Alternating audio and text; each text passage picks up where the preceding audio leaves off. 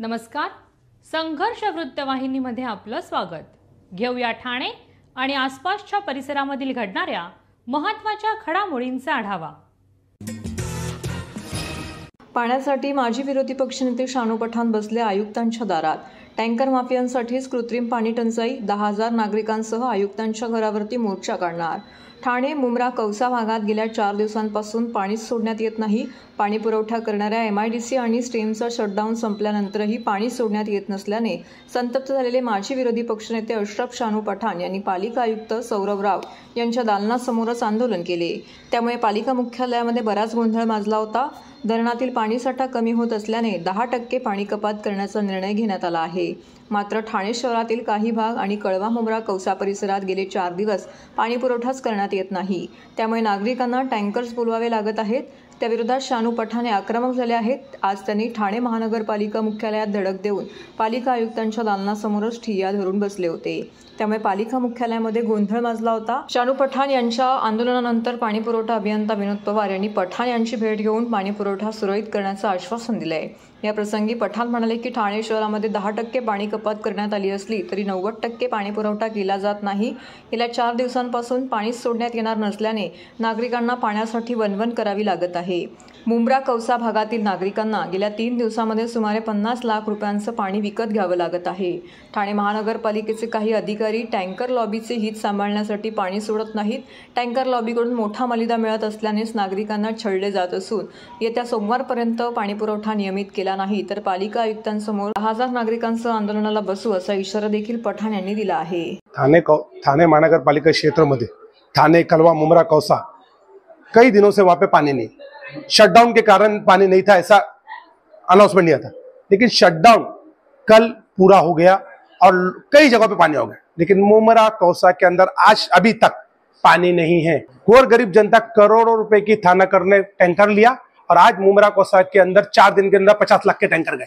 50 लाख रुपए के wicket tanker KIA, क्योंकि महानगर पालिका का टैंकर भी देगी तो वो व्यवस्था पूरी नहीं हो सकती. मेरा एक ही प्रश्न है कि महानगर पालिका इतनी बड़ी समस्या कैसे कर सकती है कि 4-4 दिन थानेकर को पानी नहीं देगी.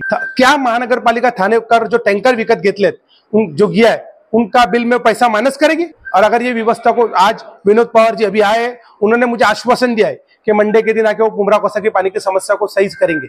अगर मंडे तक की समस्या दूर नहीं हुई तो मैं मुंब्रा कौसा के 10,000 महिलाओं के साथ माननीय आयुक्त के जो प्रशासन ने दिया है जो घर है उसके बाद 10,000 लोगों का मोर्चा लेके जाने वाला. सर्व नागरिकांना आवाहन करण्यात येत आहे की सध्या डासांमार्फत पसरणाऱ्या डेंग्यू या आजाराचा प्रसार रोखण्यासाठी प्रत्येकाने पुढील प्रमाणे कार्यवाही करावी. डेंग्यू आजार एडिस इजिप्ती हा डास चावल्याने होतो. या डासांची पैदास साचलेल्या किंवा साचवलेल्या स्वच्छ पाण्यामध्ये होते. 8 दिवसांपेक्षा जास्त दिवस पाणी उघडे व साचून राहिल्यास त्यात डास अंडी घालतात. अंड्यांच्या अळ्या तयार होऊन पुढे डास तयार होतात. यासाठी आपल्या घरातील पाणीसाठे उदाहरणार्थ बॅरल्स, पिंपे, टाक्या, हौद, रांजणे इत्यादी दर आठवड्याला रिकामे करून घासून पुसून कोरडे करून पुन्हा भरावे. 1 दिवस कोरडा दिवस म्हणून पाळावा. पाणी साठ्यांना घट्ट झाकणे बसवावीत किंवा जुनी साडी, चादर, धोतर यांनी बांधून झाकून ठेवावीत, म्हणजे डास त्यात जाऊन अंडी घालणार नाहीत. घराच्या गच्चीवर, आजूबाजूला, अंगणात कोठेही पाणी साचू देऊ नये. भंगार सामान उघड्यावर टाकू नये. उदाहरणार्थ टायर्स, प्लास्टिक सामान, कुंड्या, टाकाऊ वस्तू इत्यादी. अशा सामानात पावसाचे पाणी साठून त्यात डेंग्यूच्या डासांची पैदास होते. घरातील कूलर्स, फ्रीजच्या पाठीमागील ट्रे हे देखील वेळोवेळी कोरडे करावेत. लक्षात ठेवा, नुसत्या फवारणीने डास घनता कमी होत नाही, तर त्यासाठी डास पैदास ठिकाणे नष्ट करणे ही आपल्या सर्वांची जबाबदारी आहे. कोणताही ताप अंगावर न काढता जवळच्या शासकीय रुग्णालयात मोफत औषधोपचार घ्या. अशा प्रकारे नागरिकांनी सहकार्य केल्यास डेंग्यूचा प्रसार रोखणे सहज शक्य आहे.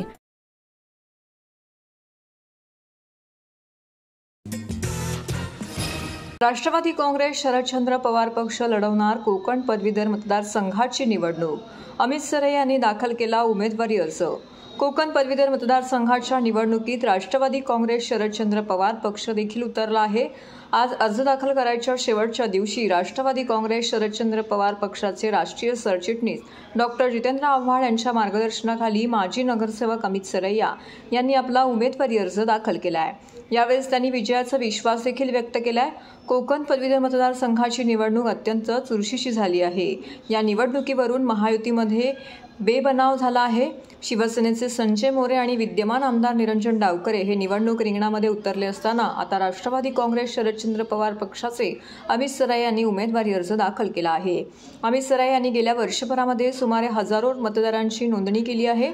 या मतदारसंख्येसह महायुतीमध्ये फूट पडल्याचा फायदा सरैया यांना मिळणार असल्याची शक्यता व्यक्त केली जात आहे. आज त्यांनी आपला उमेदवारी अर्ज दाखल केला. दरम्यान जिल्हाध्यक्ष सुहास देसाई यांनी अमित सरैया यांचा विजय निश्चित आहे असा विश्वास देखील व्यक्त केला आहे. यावेळी ठाणे जिल्हाध्यक्ष सुहास देसाई, युवक अध्यक्ष विक्रम खामकर, महेंद्र पवार, प्रियांका सोनार, सचिन बंधारे उपस्थित होते. बघा, गेली 8 महिने आम्ही नोंदणी करतोय. आमचा प्रत्येक कार्यकर्ता सिंधुदुर्ग ते पालघर या 5 जिल्ह्यात, ठाणे, रायगड, रत्नागिरी, सिंधुदुर्ग, पालघर हे 5 जिल्ह्यात आमची नोंदणी आणि व्यवस्थित प्रमाणे झालेले आहेत.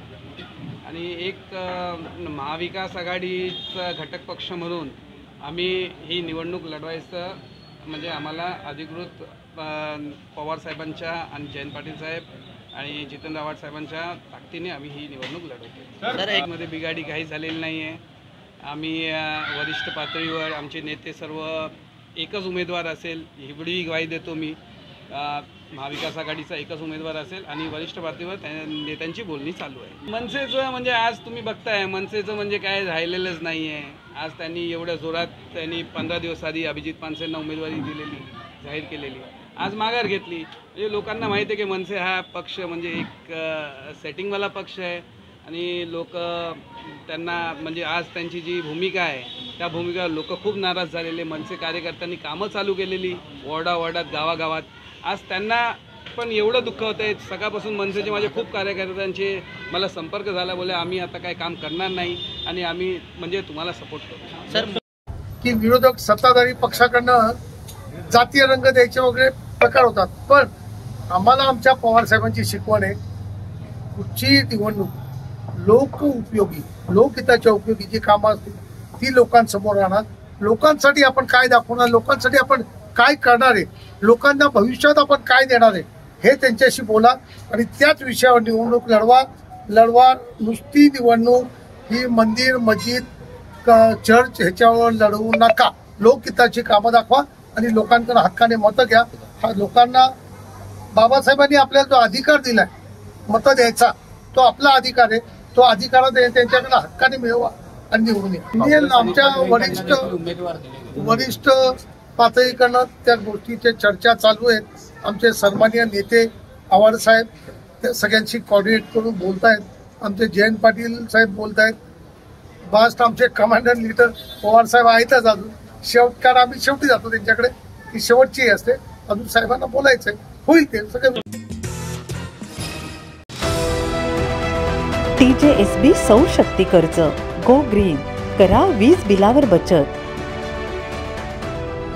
आकर्षक व्याजदर, 84 महिने परतफेड कालावधी, 80% लोन, व्यावसायिक आणि उद्योजकांकरता सुद्धा. अधिक माहितीसाठी तुमच्या जवळच्या शाखेला भेट द्या किंवा संपर्क साधा. 1800-223-466 आणि 1800-266-3466.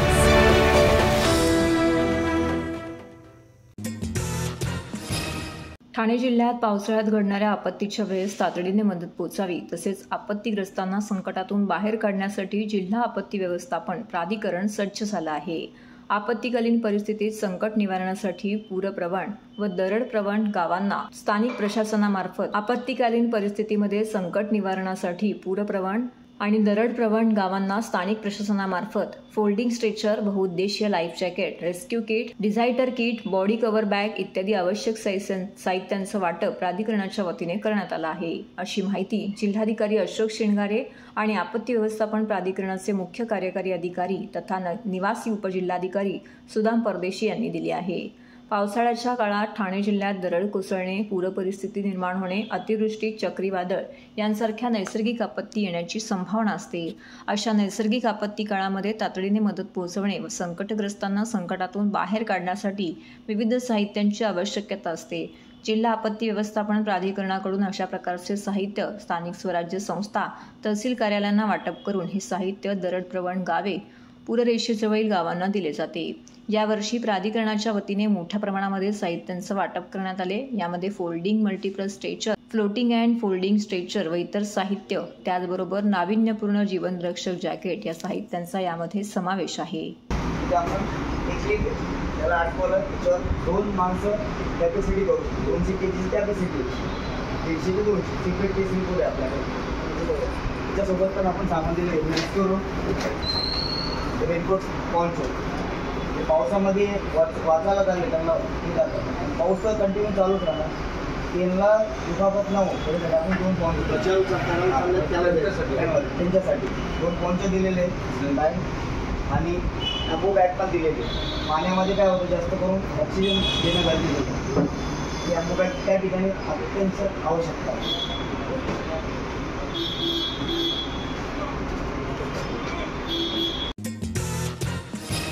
सिव्हिल रुग्णालयात डॉक्टरांची कामगिरी, जिभेपासून मानेपर्यंत पसरलेल्या कर्करोगावरती यशस्वी शस्त्रक्रिया. मौखिक कर्करोग झाल्यावरती एखाद्या मोठ्या खाजगी रुग्णालयामध्ये अथवा मुंबईतील टाटा रुग्णालयामध्ये धावाधाव करावी लागते. शस्त्रक्रियेचा खर्चही न परवडणारा असतो. मात्र ठाणे सिव्हिल रुग्णालयात एका महिलेच्या जीभ आणि मानेपर्यंत पसरलेल्या कर्करोगाची यशस्वी शस्त्रक्रिया करण्यात आलेली आहे. मुंबईत राहणाऱ्या सरिता या 58 वर्षाच्या महिलेची जीभ गेल्या अनेक दिवसांपासून जाड झाली होती. बोलताना, जेवताना भरपूर त्रास होत होता. दरम्यान जिभेचे निदान करण्यासाठी एका खासगी रुग्णालयामध्ये तपासणी केली असता सरिता यांना जिभेचा कर्करोग झाला असल्याचं निष्पन्न झालं. उपचारासाठी होणारा खर्च साधारणतः 2.5 ते 3 लाख रुपये इतका सांगण्यात आला होता. आर्थिक परिस्थिती साधारण असल्याने जिभेवरील कर्करोगाचे उपचार करायचे कुठे असा प्रश्न निर्माण झाला.